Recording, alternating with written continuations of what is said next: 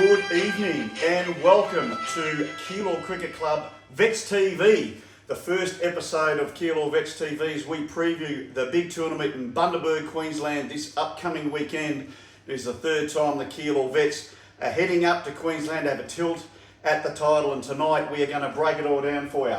We're going to look at the players and we're going to green light and red flag the players depending on how we do their assumption on where they're going to perform. We're going to look at them with bat and ball, we're going to do some player rankings, and we'll even do some assessment on the win-loss ratio expectations of this team that is heading up to Bundaberg to vie for another title at the title. Tonight, to break it all down, to give it the specialist comments, is our very own analyst, Wayne Wynnum. Come in, Wayne, the skipper of the VETS, the premiership skipper for season 23-24. Welcome, Wayne. Good to have you Sean. Yeah, good to be here. Tonight we're going to break it all down, mate. We're really looking forward to this team vying for their third tilt at a title. A couple of times they've been up there. We're up there for season one.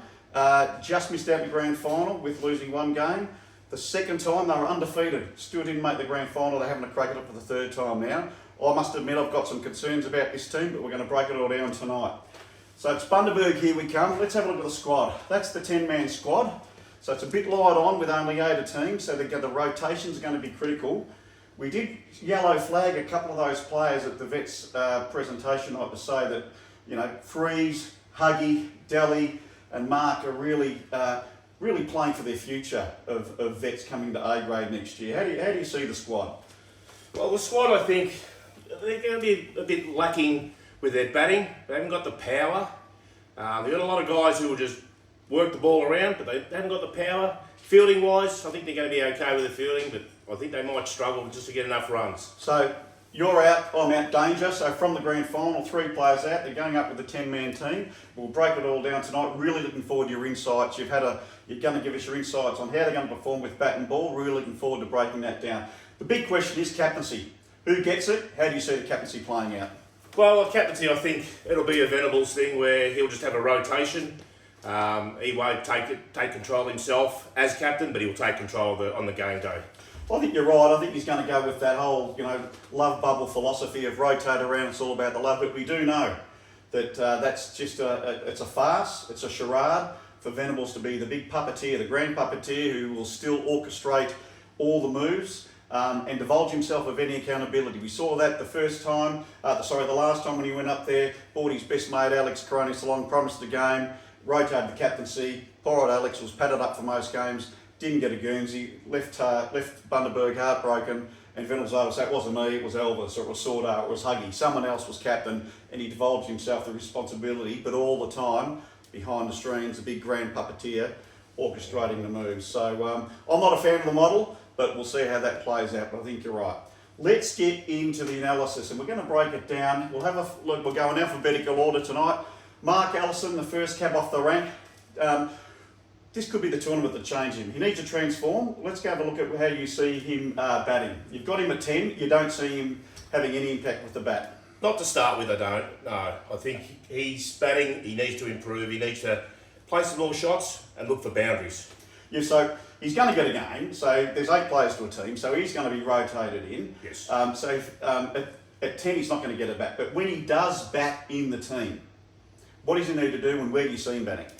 Well, I think if he does bat, I think he's going to have to bat at 1 or 2, and he needs to push it on where the ball's a little bit harder, the field's up a little bit, and he needs to have a crack. He just can't sit there and just hit the 1s and 2s or the dot balls. I think you're right. It's a transformational opportunity. You need to go hard, Mark. You didn't get a bat in the grand final. You weren't called upon. You weren't needed when the game was on to be in the top order for the batting. It is your Achilles heel. So if you get your opportunity in Bundaberg, go hard. This is a chance for you to transform yourself. But VETS are going up to A grade next year, Wayne, as you know, and you don't have Mark in the batting order at this stage. So it'll be interesting to see what he does in Bundaberg. Correct. Let's have a look at him with the ball. So you see him obviously as being a key performer. He's your 4th in terms of where he comes on, second change. What do you got to say about Mark's bowling? Well, he's got 2 overs to bowl, so you need to get into it straight away. Just relax, let the ball come out of your hand, and I think you'll be right. This could be your tournament with the ball. Look, don't get nervous. He clearly got nervous in the grand final.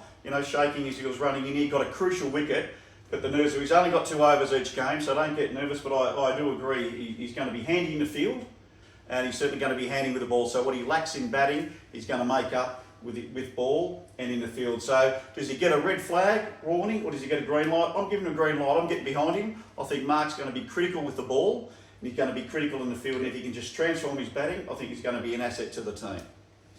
Pete Delbridge, well, he's a bloke, Wayne, who for 10 years he's been retiring, his cricket game's over. 4 years ago, we went up there for the first time at Bundaberg. Venables didn't even pick him for the first game against the over 60s ladies. He cracked the shits, flicked him the bird and headed off and played with another ladies team. In the grand final, he didn't get a bat, and then you rotated him off the ground after 6 overs. And then, you know, Puppeteer Pete did a big orchestrating move with you and told Albert and Albert and Reevesy to go and, you know, rotate off the ground in the coach's box 30 metres away from Daly, so he just did the scoring all day. The message doesn't seem to sink in with Daly. He keeps finding opportunities to get himself a game. Yep. He's going up to Bundaberg again. You've got him batting at 7, so you see him in the batting order. I do see him at 7 in the middle order towards the end, hitting boundaries. He's not going to be running quick between the wickets, so his goal is to hit boundaries. If he can't do that, as you can see, coloured pencils. Get him out. Get him out. Get him out. Right, with the bowling, you've got him at 8, so he clearly has to get a bowl. He's probably, if he does play in the game, he's going to bowl it. He's the worst bowler in the team. Hasn't bowled for 5 years. So, what do you got to say? Yeah, it'll be interesting to see if he can get his shoulder over to start with. I think he's better off just coming off the apron and just trying to bowl little darts. Yeah. For me, I totally agree with you. It's a high risk, 2 overs of tripe, and to me, it's a triple red flag warning for Daly. It's a red flag warning with the bat. It's a red flag warning with the bowling, it's a red flag warning in the field, and to be honest, his health and well-being is the most thing I'm concerned about. Venables didn't pick him the first time round. I think he's at high risk of not getting a game up there this time round, and I reckon we're at high risk of seeing a bit of Ken Bruce going up there in Bundaberg. So I hope for the team and for Daly that it all goes well, but I've got some serious concerns. Elvis Kleiman, let's have a look at the King. Really does perform on the big stage, we have to say, Elvis. You know, Victorian player, albeit in the 7s. Got the player of the game in the grand final. You've got him batting at 1, opening the batting. What do you think he needs to do? I just think he needs to hit boundaries early. Just needs to go to the boundaries early, get Venables on strike if he can, and just no run-outs. Because I don't want to see a helmet getting thrown or hit around like I did when I saw him in Victoria. Bowling, you've got him at 7. There was a lot of talk about Elvis's bowling, and everyone's talking about how great it was for a number of years. I got to stand behind the stumps in the grand final and see it firsthand, and I did a couple of games stand behind the stumps. And as I said, he doesn't bowl. He just waddles in, rolls the arm over, comes up a couple of pies, hits the crease. There's nothing about it. It's just lobbing the ball over. He's going to bowl because he's going to bat at number 1. He's going to be in the field. He's pretty in the field. What's he need to do with the ball? Well, he just needs to bowl flat, bowl darts, no pies. But what he needs to do is really concentrate on where he's going to bowl the ball. I'm a bit worried with him bowling at 7. Maybe Daly might push up to 7 and he goes to 8. Yeah. Well, he's certainly got the potential to hurt the team with the ball, and that's why I'm giving it a red flag warning for Elvis. So he really needs, for all the good that he can do with the bat and the mobility in the field, he can bring it all undone in a 14-over game with bowling a couple of overs that really are at high risk of getting carded to the boundary and with his fielding also. He just seems to go to sleep quite a bit and then just walks around in circles. Yeah, well, that's been his career. Elvis in the field was always a problem, in just dozing off, a bit like Clousey, always dozing off and being a problem, blaming everyone else but himself. Yep. Let's have a look at Lou Markowski, right? So a big performer in a grand final with bat and ball. You got him batting at 4. What do you think he needs to do? Well, he just needs to if he gets a start, he just needs to go on. 10s and 15s just is not going to be enough. We need him now to start making runs when he gets a start. Bowling, you got him at 3. Obviously, I think he won the bowling award for the VETS. Had a fantastic final series with the ball, fantastic grand final with the ball. So your insights there and your analysis. I think he's a great middle order bowler who bowls great Yorkers, bowls good lines. The only thing I worry about him is if he gets hit for a boundary, he thinks he's still quick, super quick, and he tries to bowl short. So he just needs to keep the ball up. Well, I haven't actually green lighted Louis or given him the red flag warning. What I've done with Louis, I reckon he's going to be our number one player of the tournament. It was very close last time round, and I think with bat and ball and what he's got to offer, he's going to be our number one player for the tournament. So that's my tip for Louis Markowski. Let's have a look at Huggy. Well, poor old Huggy. Well, to be honest, Huggy's like the Eddie the Eagle of VETS tours. We all want to see him there. We all want him to be there, but we know he's going to crash out and not perform and really not see the distance. He's been on a number of tours and he gets injured and he can't see it out. You've got him batting at 8, so you've got him in the team batting at 8, which I think is a bit controversial, but what do you see? Well, all year in the VETS he's been saying that, you know, he needs to get a hit, he's a better bat than what he has been. Hopefully he's a better bat than an average of 3. I think this is his chance to prove. Now we're going to A grade, this is his chance to prove with the bat. Bowling, number 1, so he's, no dispute there. He opens the bowling and does a fair job of it. Your insight and analysis? Yeah, Mr. Consistency. With his bowling, he bowls right line length and he does well there. Major concern is his fitness, as you said earlier. I think he just needs to stretch, massage, do the right things for the team. Well, that masseuse is going to be working overtime on Huggy's hammy. I hope Elvis has really got a specialist who can work with soft tissue injuries in hammies, because they're going to need it with Huggy. I got serious concerns. Fitness is a major concern. I actually don't see him finishing the tournament. Tours and Huggy just don't go together, and that for me is why he's got a red flag warning. Huggy won't see the distance. We have a look at Albert Panaya now. So always a very solid performer, Albert, with bat and ball. A bit of a, just a low-key player, stays under the radar a bit, but when the heat is on, he steps up to perform. You've got him batting at 6. What do you got to say about Albert? Well, Albert himself, he hits boundaries. That's what he does. He doesn't muck around. He just comes out and hits. So I think that's where he's perfect at 6. We can get on and the score can keep moving. Don't pull a calf. You got some concerns about his injury. Well, I do. Yeah. He probably played 3 or 4 games with the VETS this year, and each time he did it, he pulled a calf or a hammy. So he needs to loosen up, I think, a bit. Yeah, look, this is going to be a tight schedule, very tough schedule, 5 games over 2 days. Let's hope Albert can see it through. Bowling, you got him bowling at 6. A bit like Venables and Delhi's been probably underbowled over the last few years, or had a shoulder injury. When he has done it this year, he's done okay, but it's very limited. But he's only got 2 overs to bowl. How do you see it? I think he should be okay. He has to bowl before Elvis. That's a give me. But when he does bowl, everyone really got to bowl Elvis at the right time. Yes. When the worst batsman comes in, you're probably going to give him the ball to throw his pies. That is true. Yeah, but you've got him rated at 6. Yeah. Yep. Could be the secret weapon. Well, he could be with his bowling. I mean, as long as we got blokes on the boundary to stop the 4s and 6s, and we've got someone that's agile. So Mark, you're going to have a lot of work to do on the boundary. Yeah, and that's a good thing about the fielding. We might just touch on that now. Agility, mobility is not our strength, and particularly with an 8-team competition, 8-player competition. Geez, who's going to do the heavy lifting there in the field? Oh, definitely Mark. Mark will be sort of running around. Albert, he'll do a little bit, but I don't want him to do too much because he will pull a calf or a hammy. But the bonus is we've got some really big blokes there, so the gaps are going to be close. So that's one thing that's going to help. For me, it's a green light for Albert. I think he's going to see the distance, and I think he'll perform. When the heat is on, as I said, he gets into the crease, he gets the runs that's needed, and I think he'll be fine. Jeff Reeves, Reeves, this is going to be a very challenging couple of days for him. His fitness levels, as we know, are ordinary, and have been ordinary for a number of years. We've talked about his ongoing weight issue, the fact that he needs to increase that fitness, but you've got him batting at 5, so you see him having the potential to do some damage. Yeah, he can. He's another one who can hit boundaries, but what he needs to do is work on the running hard between the wickets, the 1s and the 2s. You know, he was told last season that he needed to run harder between the wickets.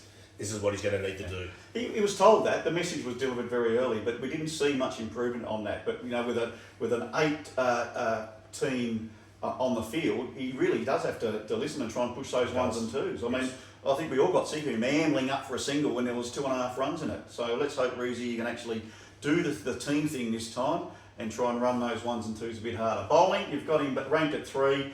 How do you see his bowling? He's the same. He's a very good back-end bowler. He bowls really good Yorkers, and he just bowls to his field. He knows what he's doing. So hopefully he does the same and he doesn't break down and do a hammy like he did in the grand final as well. Yeah, real problem for me is that the soft tissue injuries of the vets at the moment really culminated in that grand final. Mikowski, Panaya, and also Reezy doing soft tissue injuries. We've got 5 games in 2 days here. They might be 14 overs, but that's a tough schedule. You've done it. I've got some serious concerns about him. Having said that, I'm going to give Reezy the green light. I think he'll pull through. I think he'll be able to do a fair job in the middle order. I think his bowling has always been a strength, and I look forward to it. I worry about him in the field. Just as you say, he needs to run those 1s and 2 hard. I want to see some more effort in the field from Reezy as well. Dave Sortino, Sordo golden arm, the mainstayer, really has a bad game. Controversial for me. You haven't got him batting in the team. He's a backup for Huggy, just hit bomb. So it's controversial for me that he bats after Huggy. Well, he had a go in the VETS this year, and let's say he really didn't set the world on fire when he did. So I think it's time for Huggy now to step up and show what he can do. If Huggy can't do it, well, he's the next best. So you've got so if Dave does, he's going to play most games. Where do you see he's going to bat at 8? Is that what you're seeing batting? Yes. Yeah, okay, Sordo's not going to like that, I know, but hopefully that's some motivation for him. Bowling, obviously the opens are bowling. Your insights for what he's got to offer with the ball? The same. He's very smart what he does. He changes the direction of the ball, where it goes, slower balls. So he's a very smart bowler. One of the secrets to Sordo with the ball is for the keeper to come up to the stumps. Now, I'm not sure I can use keeper and freeze in the same sentence, but has Freeze got what it takes to get up to the stumps to sort of put pressure on the batsman who might want to come out of the crease to get that ball on the half. I think he can come up to the stumps. That's no problem. Okay. Whether he can take it, will he catch it? Will he take it? I'm not too sure. So the batsman can still bat out of their crease if they like. So there's not much pressure. Yeah. All righto. I've given Sordo the green light because I don't know that Sordo's failed on a tour, and I don't know that Sordo's failed much for us at VETS. He's missed the consistency for me with bat and ball. I'm not happy with him batting where you've got him batting. I think he can bat a lot higher. But you're the specialist, you're the analyst, you're the skipper, and I'll back you in on this one. Righto. Paul Scott, the big Freeze. I think Freeze is a really apt nickname for this bloke because it's exactly what he does when he's come out to the crease to bat for the VETS over the last couple of years. So it was only just over 12 months ago in the semi-final at a Bundaberg where we were bemoaning the fact that Freeze actually wasn't in the batting lineup. And then fast forward 12 months to the grand final this year, we were more than happy that he didn't bat. So tell us your insights to Freeze. Again, I see it as a transformational opportunity. Yeah, I've got him batting at 3. And this is his opportunity now to relax and just bat natural because he does hit boundaries when he hits the ball. So he's just got to concentrate, relax, stop trying to appease everybody and just do what he does. Well, he's your boy. He come from Bundaberg with you, so I can maybe understand why you got him batting at 3. It's controversial for me that Freeze is at 3, but I want to get behind him. I want to see him perform, and again, going up to A grade next year in VETS, this could be the opportunity where you just get rid of your inhibitions in the 14 over game, have a crack, get rid of the nerves, just unleash, look for those 1s and 2s, a bad ball comes, punish it with plenty of gaps in the field. Let's hope he can do it. Bowling, clearly you've got him at 10, and don't. Not to bowl. Just keep or backstop, one or the other, but never to bowl. So it's a red flag warning for me. I really want to get behind Freeze. I really hope that he does well. I want to get him behind with the bat. I haven't seen enough of Freeze get that confidence level at the crease to actually take that next step. I'm hoping Bundaberg could be the difference for Freeze. No other keeper in this team apart from maybe Mark, but Mark's going to be needed with the ball. So I worry about Freeze's ability to keep for 5 straight games over 2 days. And if this competition doesn't pan out for him, he's pinning his hopes on this competition to secure a spot for the Keilor VETS going up to A grade next year. So I worry about his mental health and well-being if it doesn't go well. Yeah, I think he just needs to show Pete that he can actually play because Pete did lose $50 on Freeze. He's his $50 I've made. Righto, Peter Venables, here he is. The puppeteer Pete. Does a great job at the top of the order. You got him batting at number 2. Yeah, well, he just bats the way he bats. He sweeps half volleys. But the one thing I do want to see from him is each game I want to see 1 straight drive. I've got $50 to say that he won't have one straight drive every game, but I think he will make some runs. Righto, bowling, you got him at 5, but it's high risk. Hasn't bowled, refused to bowl this year, and hasn't bowled that often over the last few years. Was always a mainstay of the bowling lineup, but not recently. This really does worry me because there was times there I asked him to bowl and he just blatantly said no. So now he has to bowl, and I'm just worried that he'll come back with his shoulder intact. It's a red flag warning for Venables. I think you've seen this year. I mean, he's done well. He's actually lost a little bit of weight coming to Bundaberg. So, you know, we had that presentation where he topped the scales at 114 kilos. That was a motivating factor for him. So he's dropped at least 10 kilos since then. So he's looking good. But his agility in the field, we saw it this year. It's ordinary. It's Barry Milburn like. So I worry the fact that his batting can be completely undone with his lack of agility in the field and the potential for his bowling to be very, very costly. So it's a red flag warning for me, for Pete Venables. That is it. That's the 10-man team. We've done the analysis. Thanks for your insights, Wayne. Very insightful. These are my player rankings. You've done your analysis. Here's how I reckon the players are going to look. So we've got, as I said, I think Louis is going to come up top. These are the green flags and red flags we've done. I think Louis is going to come up top. Then I think it'll be followed by Albo and Sordo. As much as Kleiman might be a problem with the ball, I think his batting will actually make up for that. Then we'll have Venables, Reeves, Ellison. I've got Freeze down at 8, and really I don't see much contribution happening from Pete Delbridge or Huggy, who'll probably break down. So that's my rankings, and I've got a couple of Monties. Maxie's Monty. Huggy's going to break down. If we've got 5 games, you'll be lucky. You might get through 1. He ain't going to get through 3. So just like every other two, Huggy will break down. And I reckon out of the 5 games, might be 4 or 5 games, I'm not sure, they're going to get 1 win. This is probably clearly the worst team if you had to look at the analysis that's gone to Bundaberg over the last 3 journeys. So they were undefeated last time. They'll probably get lucky to get 1 win this time around. Now, out of that 10-man team, which players do you think are going to play the least amount of games? Well, I reckon Huggy, because as you just said, that he'll break down. He might play maybe 2 or 3 games, and then he'll break down. And the other one is Daly. He might get suspended just for abusing his own players or his captain. He does get emotional, Daly, and this is a tournament that is high risk on emotion. As we said, it's the poorest team, I think, on paper that we've sent up. And if Daly doesn't get many opportunities, I really do worry that we could see a bit of Ken Bruce going on. Well, that's the analysis. That's how it looks. We are behind you, boys. Don't worry about that. But we had to be objective tonight as we did the analysis coming up to Bundaberg. You got this Saturday and Sunday to play those games. We wish you all the best. We hope that 1 win is not how it pans out and you can vie for finals and have a tip at the title. But thank you, Wayne, for joining us on Keilor VETS TV. No worries. And we wish the Keilor VETS all the best for the upcoming Bundaberg Cup. All the best, guys. Good luck.